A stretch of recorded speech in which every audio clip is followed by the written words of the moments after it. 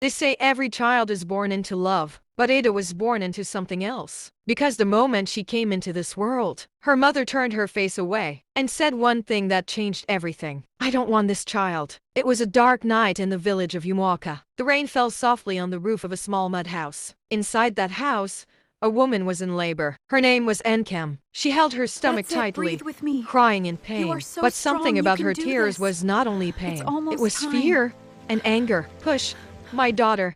The old woman, Mama Ifioma, said gently, but Enkem shook her head. Her voice broke. I don't want this child. Mama Ifioma paused, because she had heard that kind of pain before. Pain that had nothing to do with childbirth. After a long moment, a cry filled the room. A baby girl was born. Small, fragile, innocent. For a moment, the room went silent. A life had entered the world, but instead of joy, there was only heaviness. Enkem turned her face away. She refused to look. Take her away, she said coldly. I don't want to see her. The baby cried louder, as if she already understood rejection. Mama Ifioma gently wrapped the baby in cloth. She held her close to her chest and whispered softly, my child, you have come into a hard world, but you will not suffer alone. Outside, the rain continued to fall, as if even the sky was crying for her. Morning came in the village. Life continued as normal. People laughed, walked, and greeted each other. But inside Nem's house, there was no celebration, no joy, only silence. When a neighbor asked about the baby, Nem's voice cut through coldly. There is nothing to celebrate. And just like that, Ada's story began without love. Ada grew up quietly. She did not grow up with her mother's arms. She grew up with her grandmother's love, because her mother never held her, never smiled at her, never called her my child. And slowly, Ada learned something painful, that her home was not a safe place. One day, a clay pot broke in the house. Ada froze. She didn't do it, but she already knew what would happen. Her mother came in angry. What did you do? I didn't. Ada tried to speak, but the slap came first. Liar! Ada fell down crying, confused, scared, broken. Mama Ifioma rushed in. Enough. She's just a child. But Nam's eyes were cold. And then she said it, the word that changed everything. She is a curse. Silence filled the room, and something inside Ada broke quietly. That night, Ada lay beside her grandmother. Her small voice whispered, Grandma, why doesn't Mama love me? Mama Ifioma closed her eyes, because she did not know how to answer a truth this heavy. And outside, the wind moved slowly through the village, as if it was waiting for what would happen next. Some children grow up in love. Ada grew up in fear, because in her home, even breathing too loud could get her punished. As Ada grew older, she became quieter, not because she wanted to, but because she had to. She learned how to walk without making noise, how to eat without drawing attention, how to exist without being seen. Because in that house, being noticed meant trouble. There was only one place Ada felt safe. Her grandmother, Mama Ifioma. She was the only one who called her my child, the only one who smiled at her, the only one who touched her with love. At night,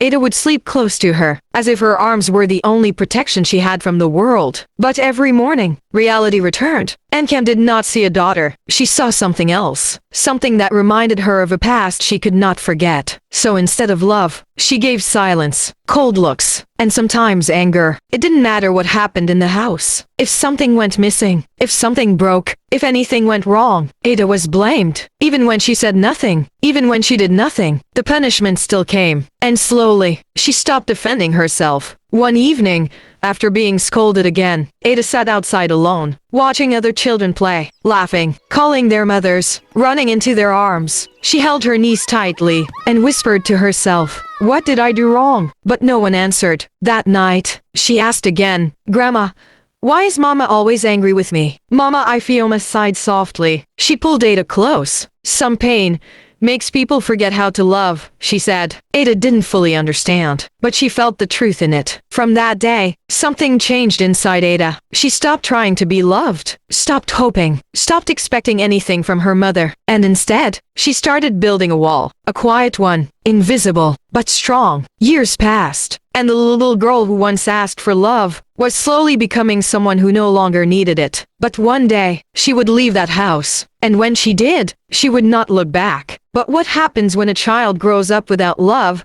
and finally gets the chance to walk away? For years, Ada believed one thing, that her mother hated her, but the truth was something she was never prepared to hear. Ada had finally left the village, far away from the house that never felt like home. In the city, life was not easy, but it was peaceful. No shouting, no fear, no cold eyes watching her every move. For the first time, she could breathe. One afternoon, a message came. Your grandmother is sick. Ada's heart dropped. Without thinking twice, she packed her things and returned to the village she once ran from. The house looked the same. The walls, the silence, the memories, everything rushed back at once. But this time, Ada was no longer the little girl who was afraid. Mama Ifioma lay weak on her mat. Her voice was soft, but her eyes carried urgency. There is something you must know, she said. Ada moved closer, her heart pounding. That night, her grandmother whispered, the night you were conceived. Ada held her breath. Your mother was attacked. Silence. She fought.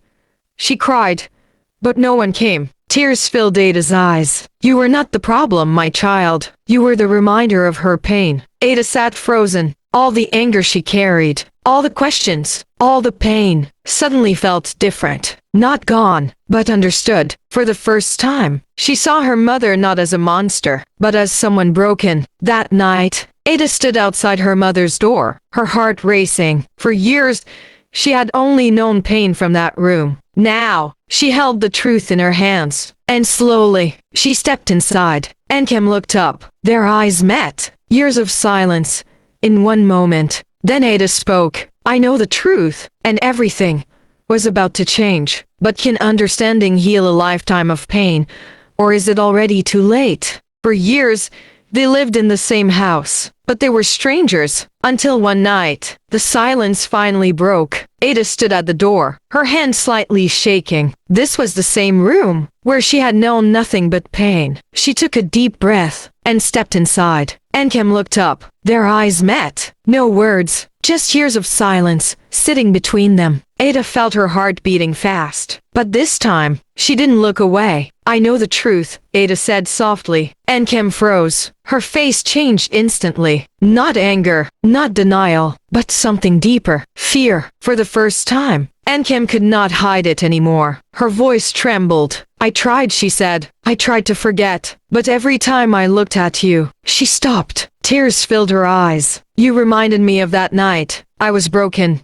Enkem continued, and I didn't know how to heal, so I pushed you away. Her voice dropped. Even when you did nothing wrong. Ada stood still, listening, feeling every word. I was just a child, Ada said quietly, her voice shaking. I didn't understand. I only wanted you to love me. Tears rolled down her face. But you never did. The room became quiet again. But this silence was different. It was heavy, honest, real. Enkem slowly stepped forward, her voice barely above a whisper. Can you ever forgive me? Ada didn't answer. She just stood there, caught between the past and a choice that could change everything. Will Ada choose forgiveness or walk away forever?